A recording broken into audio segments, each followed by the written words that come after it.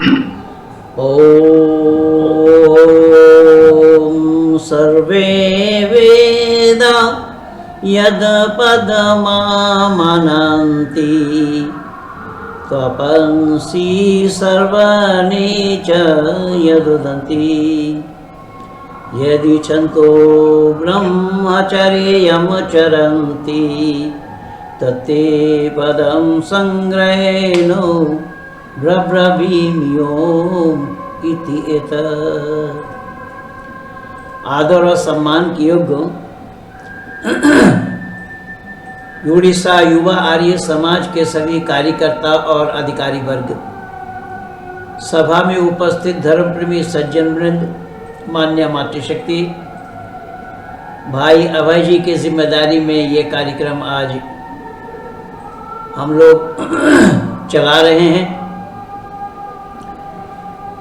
और हमारे माननीय वीरेंद्र जी जो शायद कहीं किसी और काम में व्यस्त होंगे, अच्छी बात है। यहाँ कार्यकर्ता तैयार हुए हैं, एक के ना रहने से भी कोई असुविधा नहीं है। भाई अभय जी को धन्यवाद है कोटिशा कि उन्होंने इस जिम्मेदारी को निभाते हुए इस कार्यक्रम की शुरुआत की और एक बेटी भजन गा रही थी, बड़े तन्मयता के साथ आप सभी लोग सुन रहे थे। आइए ज़रा हम पहले विचार करें, और हमारा विचार चल रहा है सत्याप्रकाश के प्रथम समोल्लास में। और सत्याप्रकाश के प्रथम समोल्लास में जबकि मैं तीसरा सप्ताह बोल चुका हूँ, आज चौथा सप्ताह है। सत्याप्रकाश के प्रथम समोल्लास में ऋषि व देव दयानंद ने ईश्वर का वर्णन किया है, ईश्वर का पता बताया है, ईश्वर का पता दिया है लोगों को, जनमानस को, कि ऐ दुनिया के लोगों, कौन है वह परमात्मा जिसको हम परमात्मा कहते हैं। परमात्मा में गुण क्या है, उन गुणों को देखो। उसके बगैर किसी को परमात्मा कहना मानना, ये परमात्मा के साथ बहुत बड़ा अन्याय है, क्योंकि जो परमात्मा नहीं है उसको हम परमात्मा कहेंगे, ये बहुत बड़ी भूल है। और इसका सबसे पहला प्रमाण मैं ये देना चाहूँगा कि जिस परमात्मा को हम पिता कहते हैं, माता कहते हैं, बंधु और सखा भी कहते हैं, वेद में भी आया है, तम हिना पिता वसो तम माता शतगत बहुविधा अधाते सुम नमी महे। हिंदी में इसका सरलीकरण हम और आप करते हैं, त्वमेव माता च पिता त्वमेव बंधुश्च सखा त्वमेव विद्या द्रविणं त्वमेव सर्वं मम देव देव। ये परमात्मा के लिए कहा गया, अर्थात परमात्मा सबके पिता हैं। जब परमात्मा सबके पिता हैं, अब परमात्मा है कौन? और दुनिया में परेशानी ये हो रही है कि दुनिया के लोग, किसी ने राम को परमात्मा मान लिया और किसी ने योगेश्वर कृष्ण को परमात्मा माना। ये बहुत बड़ा धोखा हो रहा है मानव समाज में। अब इनको ये समझ में नहीं आई बात कि जिन्हें हम परमात्मा कहते हैं, जो हमारे पिता हैं, और हमारे ही नहीं प्राणी मात्र के पिता हैं, उसको हमने जाना ही नहीं, हमने उसको पहचाना भी नहीं। हम कृष्ण को पिता कह रहे हैं। और आज धरती पर विशेषकर जितने भी ये गुरुडमवाद हैं, गुरु लोग हैं, सभी गुरुओं के द्वारा ये सुनाया जा रहा है, बताया जा रहा है दुनिया वालों को, विशेषकर इस्कॉन वालों को भी आप लोगों ने देखा होगा। इस्कॉन वालों की मान्यता है, प्रभुपाद स्वामी की मान्यता है कि योगेश्वर कृष्ण ही परमात्मा है। तो परमात्मा अगर योगेश्वर कृष्ण है, तो वो जो माता और पिता हमने बोला है परमात्मा को, तो क्या ये बातें, ये माता और पिता योगेश्वर कृष्ण के साथ फिट होना संभव है, लागू हो रहा है? हो सकता है कि कृष्ण हमारे पिता हो, आपके पिता हो, या हमारे और आपके पिता हों या इस काल के किसी और के पिता हों, कोई और पिता कहे, लेकिन वो वासुदेव के तो पिता नहीं थे, देवकी के तो पिता नहीं थे, कंस के पिता तो वो नहीं थे, जरासंध के पिता तो वो नहीं थे, फिर हम कैसे उसको ईश्वर मान रहे हैं? अगर ईश्वर को माता पिता बंधु सखा नहीं कहा जाता तब तो बात थी, लेकिन जब माता पिता बंधु सखा कहा जाता है और इसके बावजूद भी किसी एक व्यक्ति को जो जन्म ले रहे हैं, शादी कर रहे हैं, संतान को जन्म दे रहे हैं, जिनका जन्म दिवस हम मना रहे हैं, माता पिता के 8वां नंबर के रूप में, संतान के रूप में वो जन्म लिया उन्होंने, माता पिता के 8वां संतान थे योगेश्वर कृष्ण जो जन्म ले रहे, और कंस के डर से उसको कंस के कारागार से टोकरी में बिठाकर नंदग्राम पहुंचाया जा रहा है। अब इसके बावजूद भी उसी कृष्ण को ईश्वर मानना ये कितनी बड़ी भूल है मानव समाज के अंदर। इसको हमने जानना नहीं, पहचाना भी नहीं, जानने का भी प्रयास नहीं किया, सही पूछिए तो। और जानकारी देने की जिम्मेदारी जिनकी थी, ये दुनिया वालों को जानकारी देने की जिम्मेदारी किनकी थी? किसी और की रही या ना रही हो, लेकिन ऋषि दयानंद ने जिम्मेदारी आर्य समाज नामी संस्था बनाकर आर्य समाजियों को यह जिम्मेदारी दी है।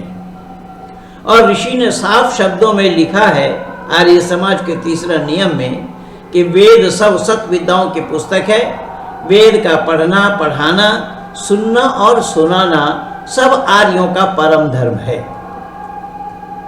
अब उसी वेद में ही परमात्मा का पता बताया गया है, उसी वेद में ही परमात्मा का परिचय बताया गया है, उसी वेद से ही परमात्मा का ठिकाना बताया गया है कि कौन है वो परमात्मा, उसको जानो, भली प्रकार से जानो। इसीलिए इस परमात्मा विषय पर ऋषि दयानंद ने सत्याप्रकाश के 2 समुल्लासों में दर्शाया है, प्रथम समुल्लास में और 7वां समुल्लास में। 2 समुल्लास में ईश्वर विषय को ऋषि दयानंद ने बहुत स्पष्टीकरण दिया है, खोला है। क्या है, दुनिया के लोगों, अपने मनमानी तरीके से जिसके मन में जो आवे उसी को परमात्मा मत कहना। परमात्मा कौन है पहले जानो। अब देखिए, परमात्मा को अगर जान करके लोग उससे मानते, कहते, बतलाते तो बात थी। अभी जो भजन हम और आपने सुने हैं, उस भजन में भी आप लोगों ने ये सुना है, इतनी शक्ति हमें देना दाता, और उसमें ये भी बताया गया है कि हमसे भूल कर भी भूल कोई ना होना। अच्छा, भूल कर भी भूल ना होना, ये कैसा संभव होगा? भूल कर भी भूल ना होना का क्या मतलब है? भाई भूल करेंगे और भूल ना होना वो किसके लिए होगा? परमात्मा के लिए बता। परमात्मा कहेंगे कि तुम्हारी ये भूल है, भूल नहीं है, बहुत बड़ी भूल है ये बिल्कुल अवैधिक गीत है और अवैधिक तरीके से ही लोगों ने, क्योंकि लोगों को तो वेद से ताल्लुक नहीं है, लोग तो वेद को जानते ही नहीं है, वेद की मान्यता क्या है उसको भी पहचाना नहीं। इसलिए ये शब्द अपने आप में गलत है कि भूल कर भी भूल ना होना। जब भूल कर, अगर हम भूल कर लिए और भूल ना होना उसको हम खुद कह रहे हैं कि भूल ना होना, ये किसके लिए होगा कि भूल नहीं होगा? किसके नजर में? भूल कर भी भूल ना होना। हम प्रार्थना किससे कर रहे हैं? परमात्मा से। तो जब परमात्मा से हम प्रार्थना कर रहे हैं तो परमात्मा नहीं जानता है कि भूल है या नहीं है। और भूल कर भी भूल ना होना, तो परमात्मा भूल को भूल ना होना मानेंगे, स्वीकार करेंगे, बोल देंगे हाँ ठीक है बेटा जा, तेरी ये भूल नहीं है, संभव नहीं है। इसलिए ये बहुत बड़ा धोखा है। आज संपूर्ण विश्व के आंगन में यही चल रहा है। लोगों ने परमात्मा को जाना ही नहीं, परमात्मा को जानने का प्रयास ही नहीं किया। आज ये हमारी बेटी ने गाई, इसका ये मतलब नहीं है कि इन्होंने गाया तब मैं बोल रहा हूं। अरे ये तो आज संपूर्ण विश्व के आंगन में जितने भी ये गुरुड़म बात है, सब गुरुओं के नजर में यही बात है। और उसमें मैं इस्कॉन वालों का नाम लिया। इस्कॉन वालों पर मेरा कई वीडियो लगा हुआ है, इस्कॉन वालों के साथ मेरा डिबेट हुआ है, उसमें मैं वीडियो लगाया हूँ, उसमें उनके जो वक्तव्य थे उस पर मैं विचार दिया हूँ। वो भी बोल रहे हैं, मैं भी बोल रहा हूं, ये वीडियो भी आप लोगों के सामने मैं प्रस्तुत कर चुका हूं। तो कहने का तात्पर्य मेरा ये है कि परमात्मा को हमने जाना है क्या? परमात्मा को अगर हम जानते होते तो ये वाक्य, ये शब्द परमात्मा के लिए कहना संभव नहीं था। परमात्मा जानते हैं कि भूल क्या है और सही क्या है। इसका निर्णय हमें परमात्मा को देना नहीं पड़ेगा, परमात्मा को बताना नहीं पड़ेगा कि भूल कर भी भूल ना होना। भूल हम करेंगे तो हमारी भूल भूल ही रहेगी। भूल कभी सत्य में, सच में परिवर्तन होना संभव नहीं होगा। और परमात्मा विशेष करके वो न्यायकारी है, वो दयालु है, वो अजन्मा है, वो जानते हैं परमात्मा कि भूल क्या है और सही क्या है। इसलिए परमात्मा को मित्र बताया गया है कि वो सबका मित्र है, सबका अविरोधी है। देखिए परमात्मा क्या है कि सबका अविरोधी है, किसी का विरोध परमात्मा से नहीं है। और परमात्मा किसी से विरोध नहीं करता, नहीं रखता।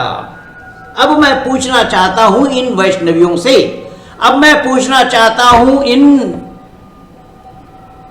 प्रभुपाद स्वामी से, या उनके संगठन के जितने भी ये प्रभुपाद अपने को बोल रहे हैं, प्रभु बोल रहे हैं, उन सब से पूछना चाहता हूं कि जब परमात्मा किसी का विरोधी नहीं है और जिस ईश्वर कृष्ण को ईश्वर मान रहे हैं, परमात्मा मान रहे हैं, तो उसने अपने मामा के साथ विरोध किया कि नहीं किया?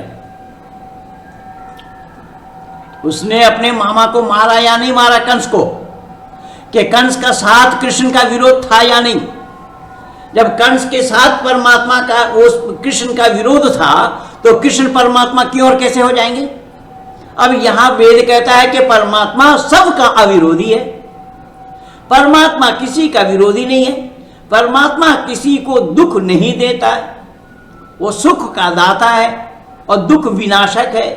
जब कंस के साथ योगेश्वर कृष्ण की लड़ाई हुई, तो योगेश्वर कृष्ण कंस से लड़ते समय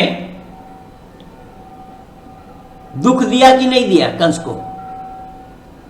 जब कंस को दुख दिया, फिर उसी कृष्ण को ईश्वर मानना, ये कितनी बड़ी भूल है। ये मानव समाज को ये रसातल में ले जा रहे हैं। मानव समाज को ईश्वर के नाम से महज वरगला रहे हैं। ईश्वर के बारे में इन्हें पता भी नहीं है कि ईश्वर कौन है, किनको ईश्वर कहा जाएगा, और ईश्वर बनने का अधिकार किनको है, किन्हें ईश्वर बोला गया, इसे ही नहीं जान पाए और न जानने का प्रयास किया है। मनमानी ढंग से जिसको मन में जो आया उसको ईश्वर ही बोल दिया।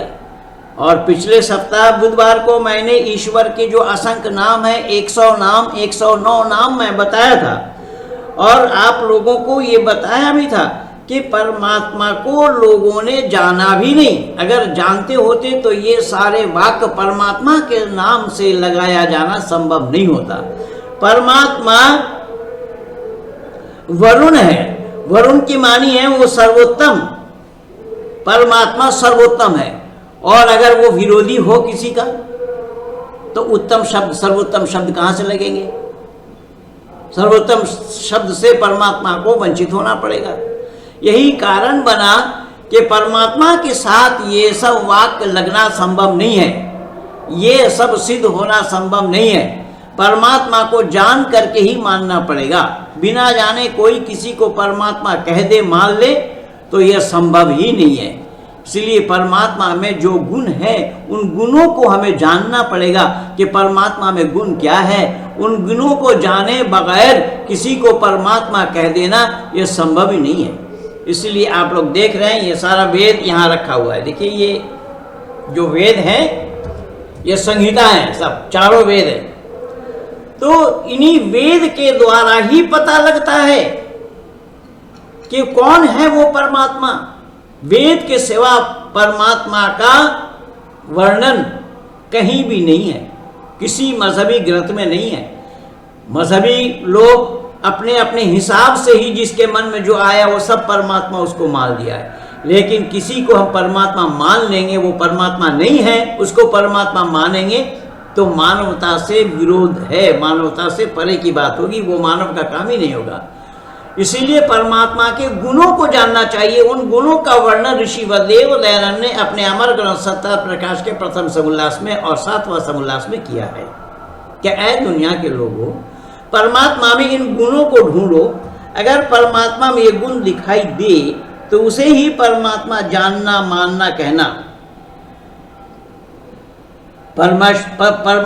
परमात्मा का नाम विष्णु है, और विष्णु वो किस लिए है कि जो सब में व्यापक परमेश्वर है।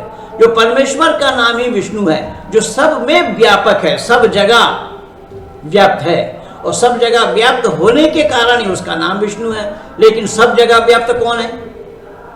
अगर कृष्ण को परमात्मा मानते हैं तो कृष्ण तो मथुरा में थे, मथुरा से बाहर थे क्या? मथुरा से बाहर होना संभव था क्या? और फिर कंस के कारागार से उनको नंदग्राम पहुंचाया जा रहा है, नंद बाबा के पास। तो इनमें भी स्थान के अंतर है, स्थान में भेद है। कंस का कारागार कहीं और कृष्ण को पहुंचाया जा रहा है कहीं। वो सारा मंदिर देखा हुआ है। तो कहने का मकसद और उद्देश्य मेरा ये है कि इस तरीके से आज उस परमात्मा के नाम से महज लोग दुकानदारी चला रहे हैं, और यही कारण बना कि इन गुरुओं के माध्यम से परमात्मा के नाम से ये मानव समाज को वर्गला रहे हैं। और मानव भी इतने अकल के अंधे और गांठ के पूरे हैं कि उनके बातों को समझे बिना, उनके बातों को परखे बिना उनके पीछे लगू हो गए, और इससे ही सारा नुकसान हो रहा है। इससे नुकसान तो मैं निवेदन कर रहा था कि ऋषि दयानंद ने मानव समाज को ये सच्चाई का उजागर किया मानव समाज के सामने, और मानव समाज को परमात्मा के बारे में ये बताया कि परमात्मा कौन है उसको जानो। जाने बगैर किसी को परमात्मा कहना संभव नहीं है। अब यहाँ माइक की आवाज़ आ रही है, आप लोग भी सुन रहे होंगे। हमारे पड़ोस में ही वही हरे कृष्ण कृष्ण कृष्ण हरे हरे, हरे राम राम राम हरे हरे। आइए ज़रा हम विचार करते हैं, अगर ये ईश्वर के नाम है, परमात्मा के नाम है, जो दुनिया बनाने वाला है, अगर दुनिया बनाने वाले का नाम राम है और कृष्ण है, तो 4 बार इसका उच्चारण किया जा रहा है। एक बार कहा जा रहा है हरे कृष्ण कृष्ण कृष्ण हरे हरे, और एक बार कहा जा रहा है हरे राम राम राम हरे हरे। सवाल यहाँ है कि राम और कृष्ण के काल एक नहीं था, युग एक नहीं था। काल तो युग भी अलग, दोनों के युग अलग। तो दोनों के युग अलग है, तो दोनों का नाम एक साथ जुड़ना संभव क्यों हुआ? जैसा उदाहरण के रूप में मैं आपके इस कार्यक्रम में जुड़ा हूँ, उड़ीसा युवा आर्य समाज के कार्यक्रम में मैं जुड़ा हूँ, और आप जितने भी श्रोतागण हैं, आप में से कोई ये कहे कि महेंद्र पाल के पिता भी हमारे कार्यक्रम में जुड़े थे, ये कैसा संभव होगा? जबकि मेरे पिता है नहीं, अब धरती पर भी नहीं है। तो जब काल का अंतर हो, और काल 3 प्रकार की होती है, और 3 प्रकार की ये दूरी होती है, जो मैं पिछले दिन बताया भी था। इस सच्चाई को दुनिया ने जाना नहीं। जब राम और कृष्ण दोनों का समय एक नहीं था, तो दोनों का नाम एक साथ जुड़ा कैसे? पहली बात। दूसरी बात ये है कि हम राम और कृष्ण को पुकार कर क्या मांगना चाह रहे हैं उससे, क्या उसको बताना चाह रहे हैं, अपना दुख दर्द क्या समझाना चाह रहे हैं। जैसा देखिए, हम लोग वेद मंत्र में क्या बोलते हैं? ओम भूर्भुवस्वः तत्सवितुर्वरेण्यं भर्गो देवस्य धीमहि धियो यो नः प्रचोदयात्। कि परमपिता परमात्मा जो सर्वरक्षक है, वो सुख का देने वाला, दुख का विनाशक है, प्राणों से भी प्यारा है, इसलिए हमने उसको वरण किया। वरण करने के बाद हम उससे मांग रहे हैं,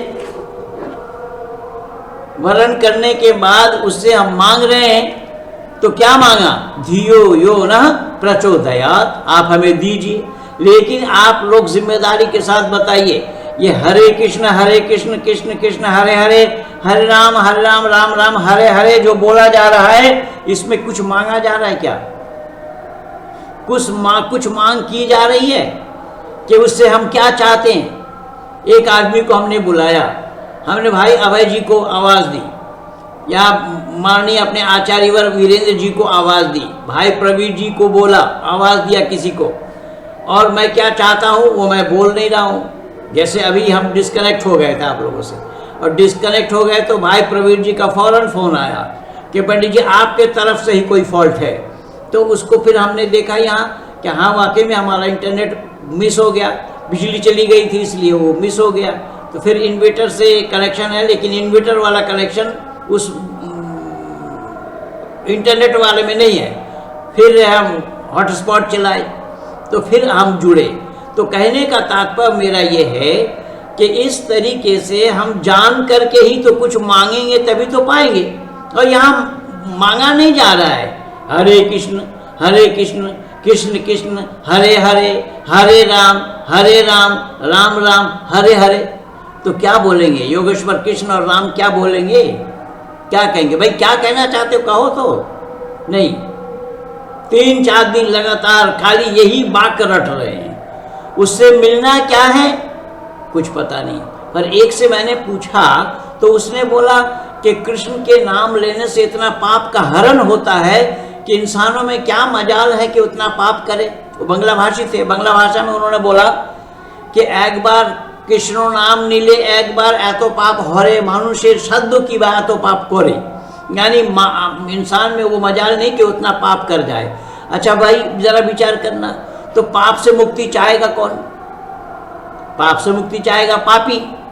तो यहाँ पापियों की जमावड़ा है, सब पापी हैं जो पाप से मुक्ति चाहते हैं, और पाप से मुक्ति चाहने के लिए इन्होंने बहाना बनाया है। लेकिन परमात्मा का आदेश है पाप से मुक्ति तुम्हें मिलेगी ही नहीं। अवश्य में वक्तव्यम कृतम कर्म शुभाशुभम, अवश्य ही भोग करना है कि वे कर्मों का फल शुभ हो और अशुभ। तो शुभ अशुभ कर्मों के फल को भोगने के लिए ही तो जीवात्मा धरती पर आया है, या आता है, या आता रहता है। आवागमन इसी कारण ही है, कर्म के फल को भोगने के लिए, क्योंकि ये धरती को छोड़ करके कर्म फल भोगने के लिए अलग कोई स्थान और नहीं है, यही कारण बना। लेकिन हमने वहाँ ईश्वर से मांगा क्या? कुछ भी नहीं मांगा, केवल उसका नाम पुकार रहे हैं। तो क्या वो इतने ऊंचा सुनते हैं या इतने कम सुनते हैं कि कई बार बोलने पर भी वो सुने नहीं? अगर सुने नहीं तो कम से कम 10 बार 1000 बार बोलने से एक बार तो सुन लिया होगा।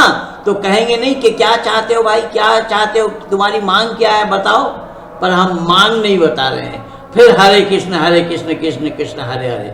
तो परमात्मा इसीलिए बोला कि ये पागलपन है, ये धूर्तताई है, ये मूर्खता है, ये मूढ़ता है, ये अविद्या है, ये अज्ञानी है, ये सब अज्ञानियों का काम है। अब देखिए जरा, जिस तरीके से हमारे यहाँ पुरुष वर्ग के लोग या सभी समाज में पुरुष वर्गों को जिस तरीके से उपासना करने का अधिकार है, मातृशक्ति को महिलाओं को भी उसी तरीके से उपासना करने का अधिकार है। अब अंदाजा लगाइए जरा कि योगेश्वर कृष्ण हो या मर्यादा पुरुषोत्तम राम हो, तो राम की पत्नी माता सीता, उन्होंने भी उपासना किया था क्या? नहीं, उन्होंने भी उपासना की थी वो भी। तो उपासना अगर उन्होंने किया तो क्या राम का नाम लेकर के पुकारे?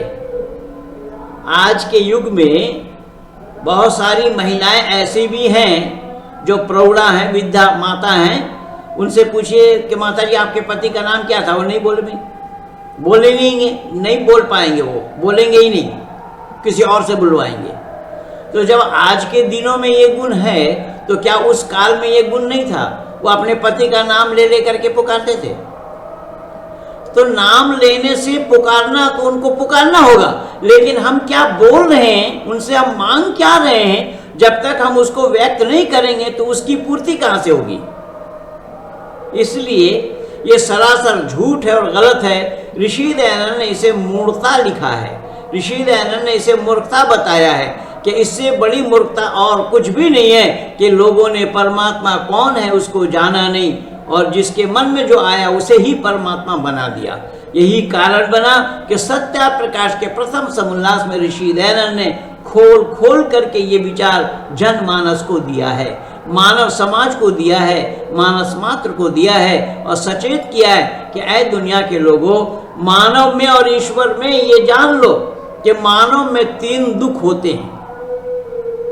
सांख्य दर्शन के रचयिता इसको प्रथम सूत्र में ही दर्शाया है कि त्रिविध दुखम अत्यंत्य निवृत्ति ही रत्यंत्य पुरुषार्थ, कि मानव मात्र के लिए 3 दुख है। उन 3 दुखों से छुटकारा पाने का प्रयास जो करता है उसका नाम मानव है। अब देखिए, राम और कृष्ण ये दोनों इन 3 दुखों से छुटकारा पाने का प्रयास किया था या नहीं? अगर इन 3 दुखों से छुटकारा पाने का प्रयास किया तो वो मानव ठहरे। फिर उसको परमात्मा कहना या उनको परमात्मा बोलना यह सरासर झूठ है, गलत है। आध्यात्मिक, आदि भौतिक और आदि दैविक, ये 3 दुख बताया है। और योगेश्वर कृष्ण ने भी इसको झेला, मर्यादा पुरुषोत्तम राम ने भी उनको झेला।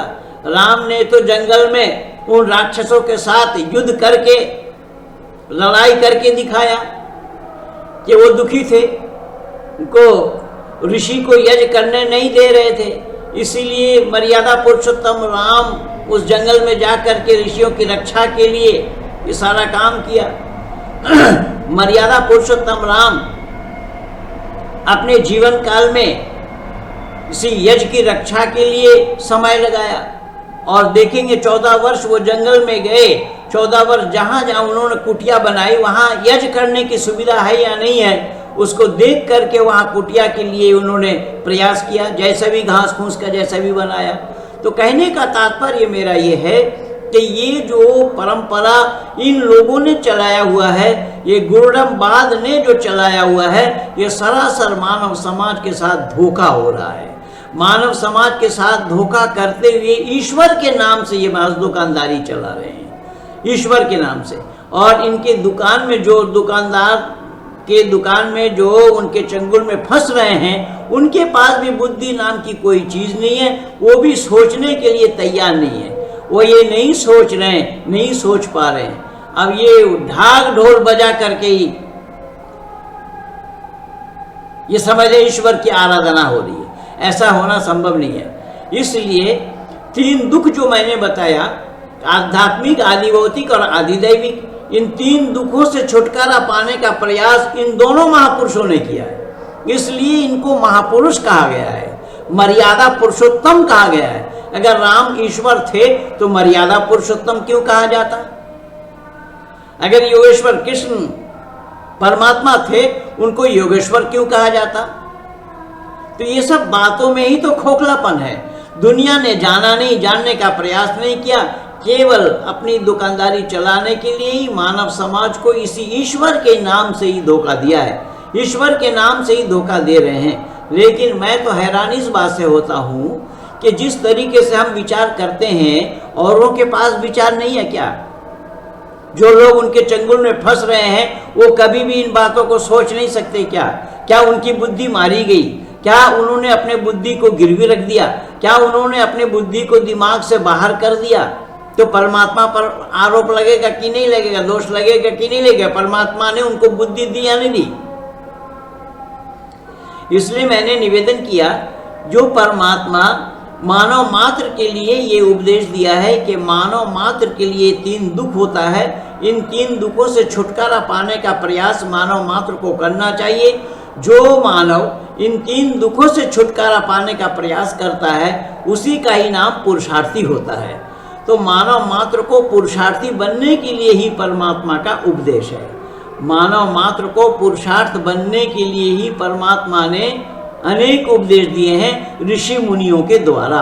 ये जो मैं बोला आपको, सांख्य दर्शन का प्रथम सूत्र था कि त्रिविध दुखम अत्यंत्य निवृत्ति अत्यंत्य पुरुषार्थ।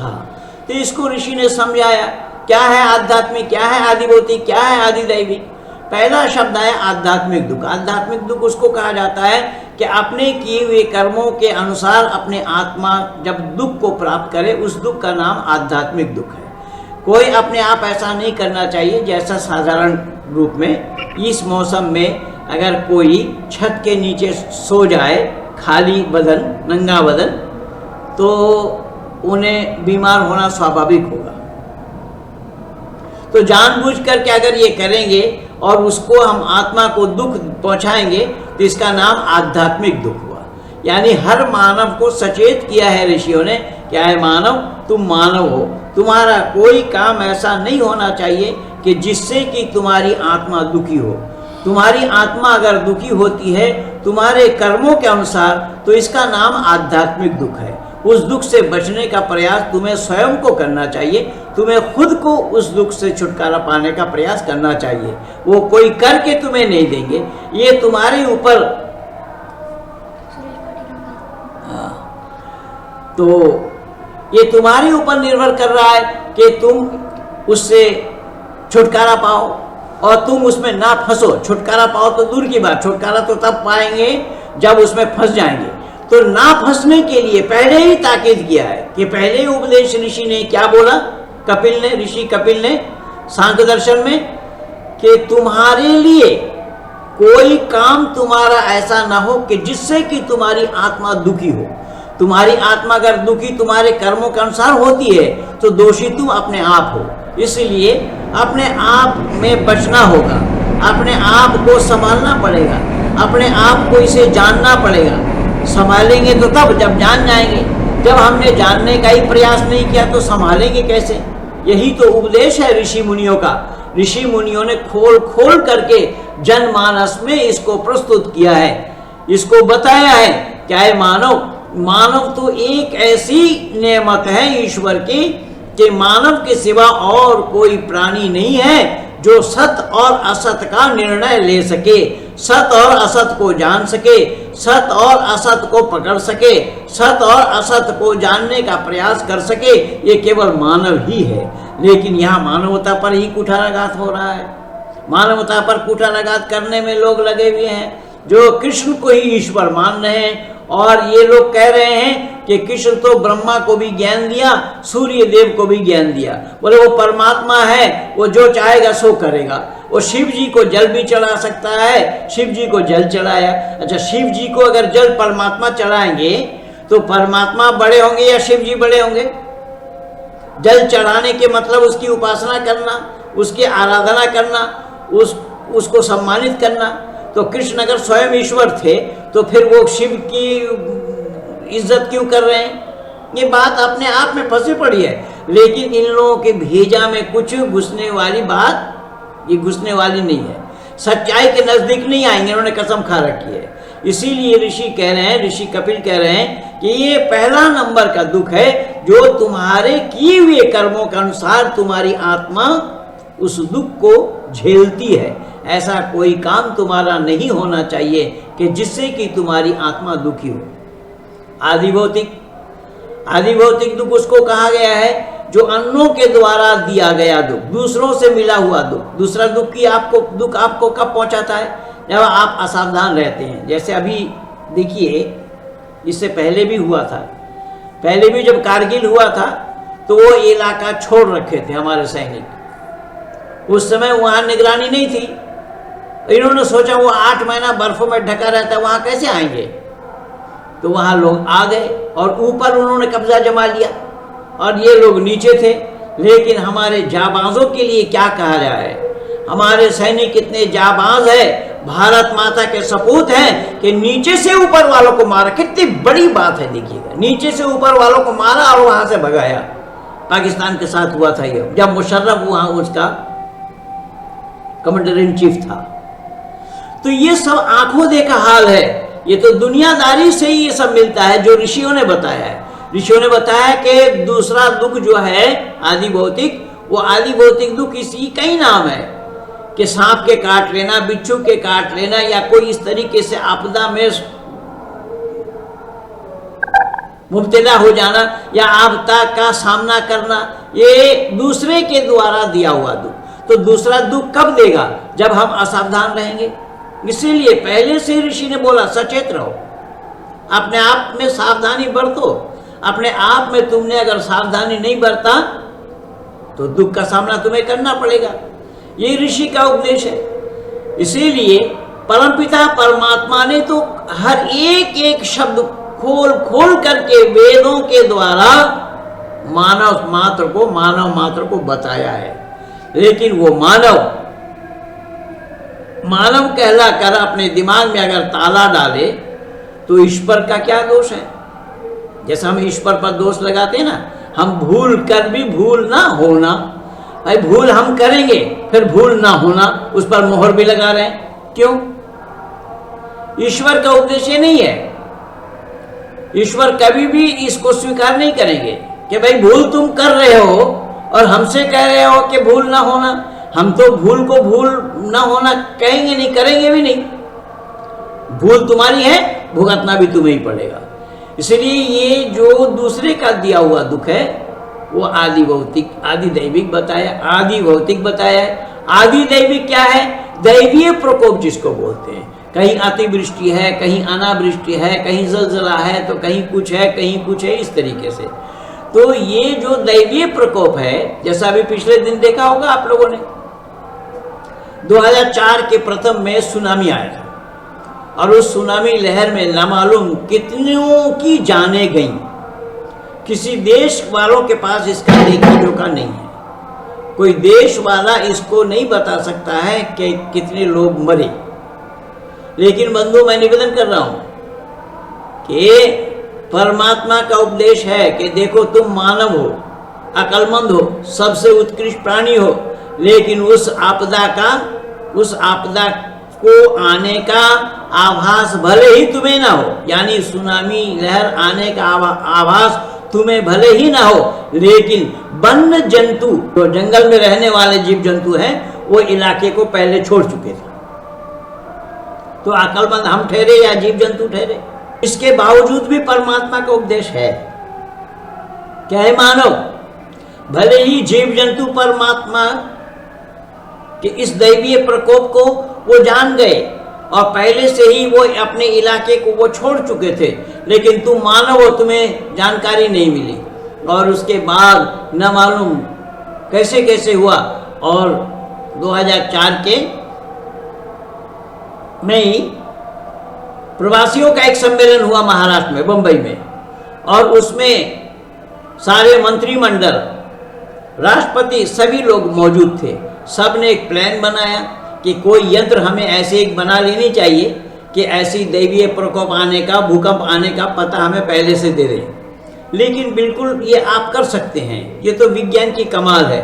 विज्ञान के माध्यम से इसको आप कर सकते हैं कि आपदा आने से पहले उसकी जानकारी आप ले सकते हैं।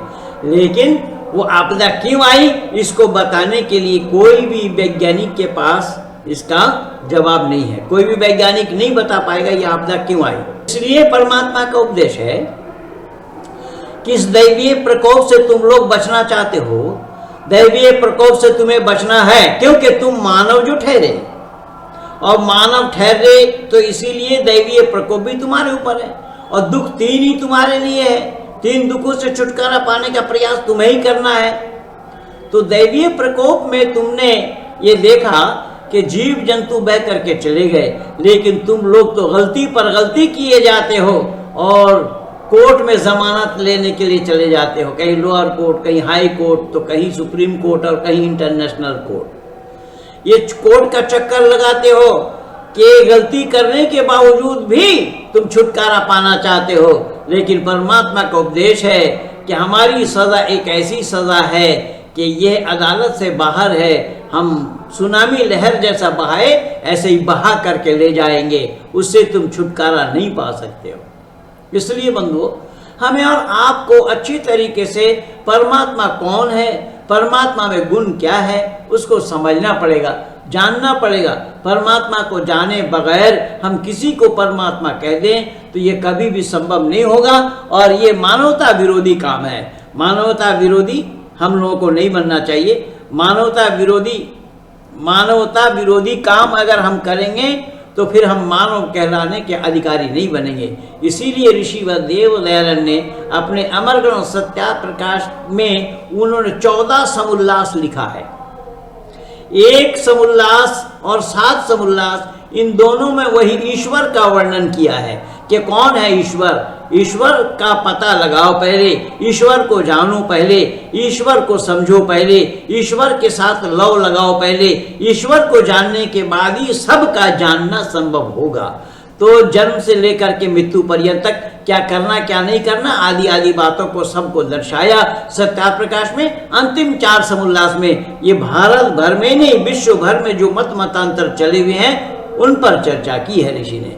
इसलिए बंधु आप लोगों का जितना समय था वो समय बिल्कुल पूरा हो रहा है। मैं अतिक्रमण न करता हुआ केवल इतना ही कहूँगा कि परमपिता परमात्मा को जानने के लिए हर मनुष्य को सत्यार्थ प्रकाश पढ़ना चाहिए। और सत्यार्थ प्रकाश के पहला समोल्लास में ऋषि दयानंद ने विस्तार रूप से उस परमात्मा का परिचय दिया है, परमात्मा का परिचय कराया है। क्या दुनिया के लोगों उस परमात्मा को जानो, उसको जाने बगैर किसी को तुम परमात्मा कह दो वो मानवता पर कुठाराघात है। मैं चाहूँगा कि इन्हीं शब्दों के साथ मैं अपने वाणी को विराम दूँ। मैं माननीय पाटिल साहब को भी देख रहा हूँ, अपने कर्नल साहब को बहुत बहुत धन्यवाद है कर्नल साहब कि कितनी रुचि के साथ इस कार्यक्रम को आप देखते हैं। और हर सप्ताह में आप लोगों ने देखा होगा कि माननीय कर्नल साहब की सूचना मिलते ही फौरन आ जाता, बल्कि वो हमें एडवांस पूछ रहे थे कल कि पंडित जी आप कल आ रहे हैं। तो मैंने कहा हाँ उड़ीसा वाला प्रोग्राम तो कल है, लेकिन अगले बुधवार को नहीं होगा, अगले बुधवार मैं बाहर रहूँगा, अगले बुधवार को नहीं हो पाएगा। और फिर उसके बाद वाला बुधवार तक तो मैं शायद उड़ीसा ही आ रहा हूँ। तो मैं निवेदन कर रहा हूँ कि हमारे माननीय पाटिल साहब जी इतने बड़े अधिकारी रहे हैं, कर्नल रहे हैं अपने नौकरी में, अपने फौज में, और जिम्मेदारी वाला पद किस तरीके से उन्होंने अंजाम दिया और भारत माँ की लाज की रक्षा के लिए कल उन्होंने खुद बताया कि पंडित जी उस कश्मीर में मुझे कई बार ड्यूटी करने का अवसर मिला है और कई बार मैं देखा हूँ, जाना हूँ। आज ये लोग जो झूठ बोले जा रहे हैं, जो बखान कर रहे हैं कि मुसलमानों को मारा, इसको मारा, उसको मारा हिंदुओं ने, ये बिल्कुल बेकार और फजूल की बातें हैं। मैं स्वयं तैनात था वहाँ पर और किस तरीके से हमने जिम्मेदारी निभाई, किस तरीके से भारत माँ की लाज की रक्षा के लिए हमने अपना समय लगाया। ये माननीय पाटिल साहब से कई बार समय मिले तो आप लोग भी सुन लेना कि उनका जीवन जो है इसी में ही भारत माँ की रक्षा के लिए ही उन्होंने समर्पित किया था।